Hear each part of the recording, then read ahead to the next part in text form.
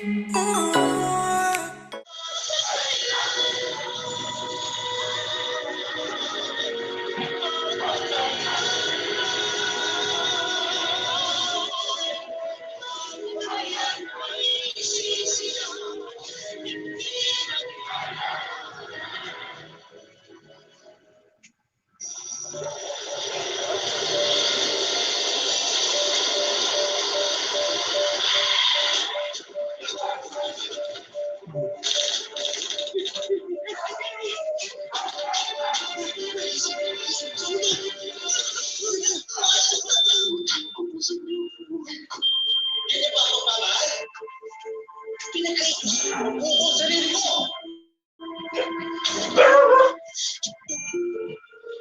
nga ba ang nagtutulak sa isang magulang para ipaampon ay pamigay ang kanyang anak? Paano kung ang bata'y maligaw ng landas dahil sa kapabayaan ng kanyang ina? Ito ang malalim na hugot ng ating tampok na totoong kwento ngayong gabi.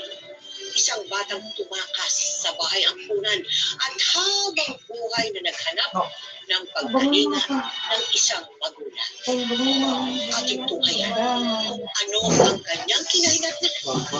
Dito sa aming episode na pinamagatang Ang Batang Hamog, The Boy Zobel Story.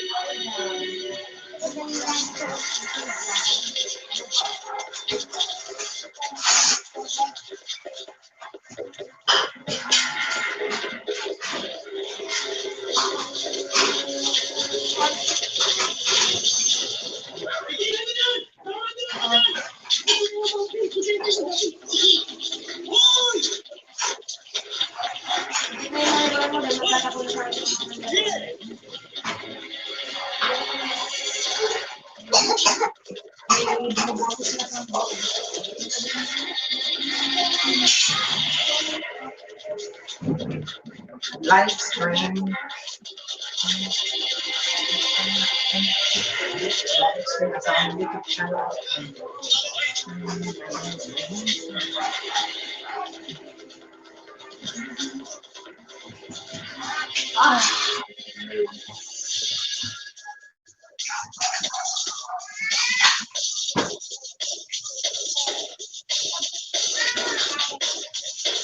Masaglit pa paano naman sa balik.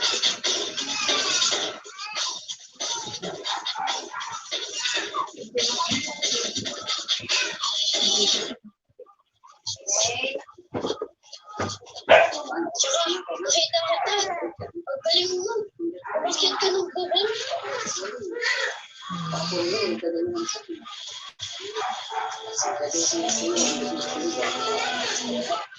Diba, Uwi na. Uwi na niya tatay ako. Siguro masaya rin ako dahil ng bata na yun. Titayan mo pala eh. Kaya mo sila. Hindi ka ba masaya na kasama ako? Masaya, syempre. Namaan mo tumakas doon sa bayan ko nun para hindi na nila ako masaktan. Pero, kita na yung tatay ko. Siguro hindi ako magdalawat dahil makakagulong. Kaso, hindi ko naman sila kilala. Hindi ko nga alam ang tsura nila. Ba't kaya nila ako pinamigay kay Buto? Siguro, hindi nila ako mahal. Ayos lang yun. Ano? Gusto mo ka pagbali ng spaghetti? Sige, tara. Sabi siya.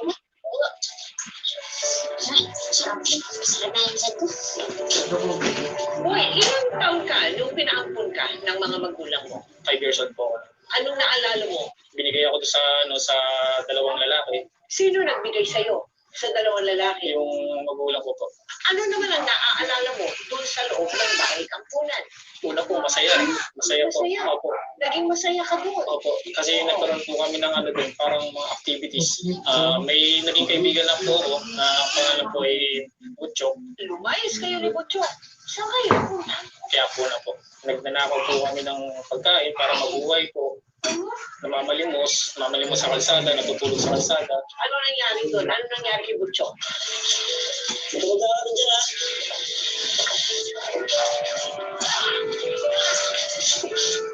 Uy! Oh, yeah, sarap! Uy, saan ka galing? Kanina pa kita inaanap ah! Uy, sintukanin ko yun!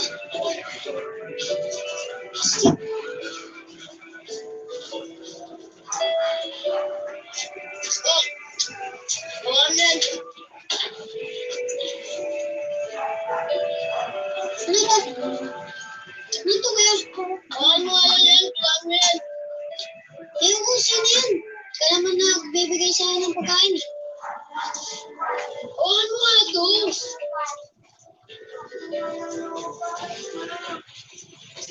Bakit? Naalis ako. Di ka pwede sumama. Malayo. Tsaka delikado. Ayoko nga. Sino yan? Sama ko sa'yo. Kunin mo nga to.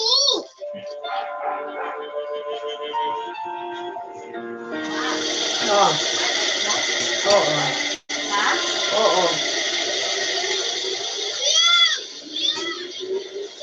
Ginawa ang unang beses sa nakitang buhay si Ocho. Magmula noon, mag-isa nang nagurahan at nakipagsapalan si Boy sa mga lansangan ng Maynila. Kung saan-saan siya natutulog at kumakain. Hanggang sa... Alam mo, sandali nga! Ano ba sandali nga? Ang mukha, di ba? Sabi ko ano? Nagkakaliwan ako!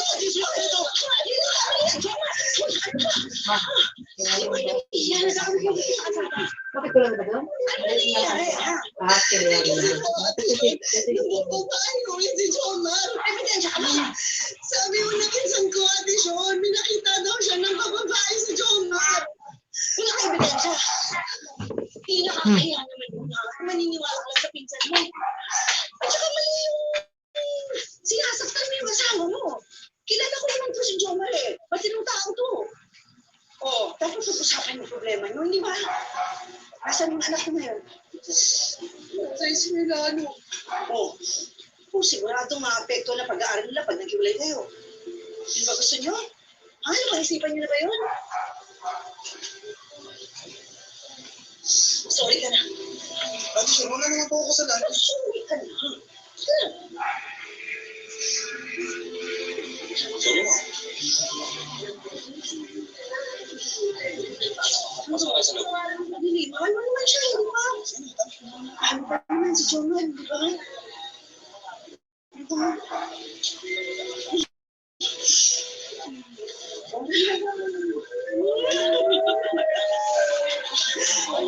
Tagal. Gusto mo na lang, ha? Salamat.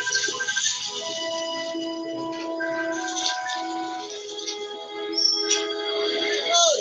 Sean! Oh! Bakit? Meron po kasi bata dito. Palagi yung natutulog doon sa terminal namin. Eh, kawawa naman. Baka meron po kayong magawang paraan. Saan? Ito po, sa grupa. Tara, bata.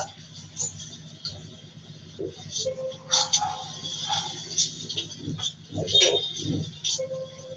Saan yun? Eh, ba't hindi mo na diretso sa barangay? Kayo na lang po magsama sa kanya doon. Kaya hatid ko na lang po kayo. Kawawa din naman po kasi itong bata.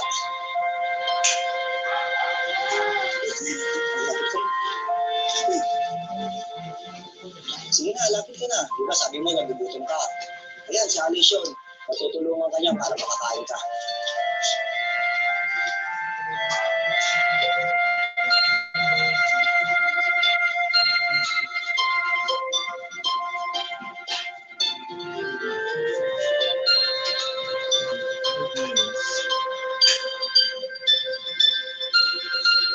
Yan. Ito sa ganitong ulam. Okay na sa akin to. Sakit ba? Ano o? Boy, tama. Kaya? Ibang Okay sa akin. natatanda Kaya mo, hindi pa na babawasan. Gusto yung kanin ko. Wala na kaya yun. May konti na. Konti na. Sabi ni Kapitan, na Konti wala lang naman daw yung- magulang na naghahanap sa'yo. Diyan pa kayo. Eh, hindi ka naman pwede sa DSWD. mag-ipon muna doon. Ha? Alam ko na. Gusto mo dito sa akin? Ha? Ako magiging nanay mo. Wala ba siyang anak? Ano? Walang tatay. Okay lang sa'yo, ha?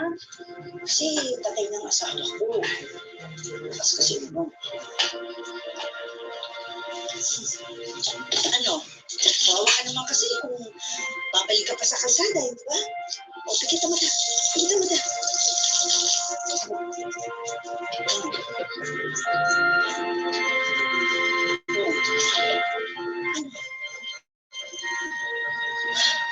Ba't hindi ka magsalita? Hindi ka mag-ibig. Alam ko na. Robot ka, no? Ha?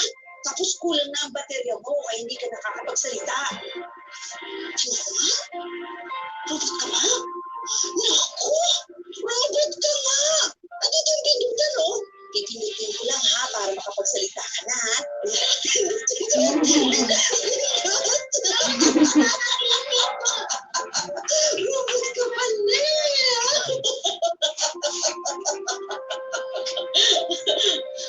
Oo nga, sino siya?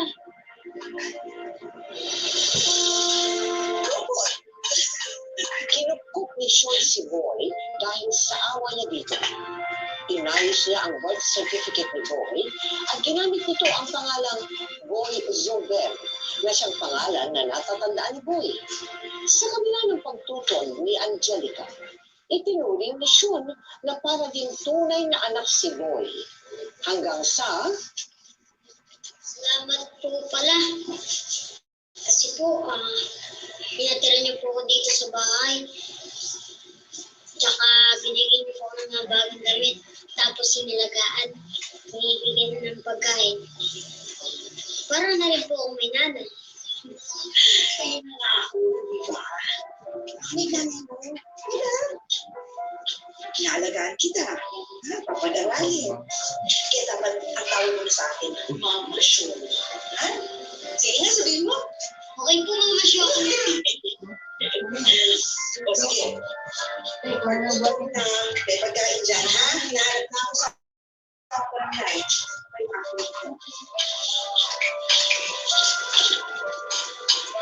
Oh, alis na ako, ha? Isa. Yeah. Bye.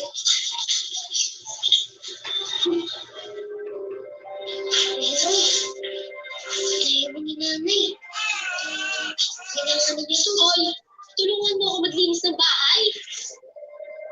Wallet ni mama yan ah. Bakit nakalabas yung laman? Nanakawan mo siya, no? Po, hindi po. Ano hindi? Ala?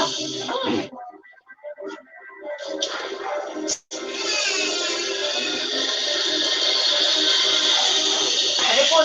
Kapitan, maniwala po kayo, hindi nga ako nagtao sa tindahan ni Aling Nora. Anong hindi?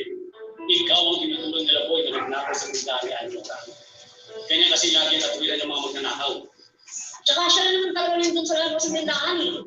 Sino ba magiging sospe po? Dahil lang po doon. Naghihintay ako ng tricycle doon. Naghanap ako ng trabaho. Anong pruweba ninyo? Nagpumasok sa tindahan niyo at kumuha ng pera? Gawa mo noon. Dapat naman tulungan, di ba? Kahit hindi ko simpleng nakawan mo kami. Nora, hindi naman yan tama na pagbintangan ko ang anak ko dahil sa nakaraan niya. Ang bilis pa naman magbintangan, no? Ngayon, kung may ebidensya ka, ang kaya mong patunayan ko, ako mismo magkakastigo sa anak ko nung pagkasunod niya. Pero hanggang wala kang pruweba, ha? Huwag mo siya kapagitan sa ano?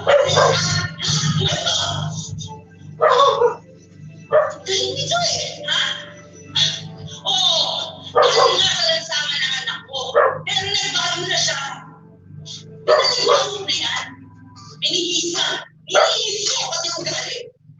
Nagpapakahirap si Boy para pagtuloy ng buhay niya. Kaya ikaw na yung karapatan na sinutuloy siya at ipakita sa kanya ang kanyang nakaraan. Akala ko, ano, ako magdidimanda sa iyo eh. Ano, wala kang ebidensya, ano? Salita eh. Tama naman.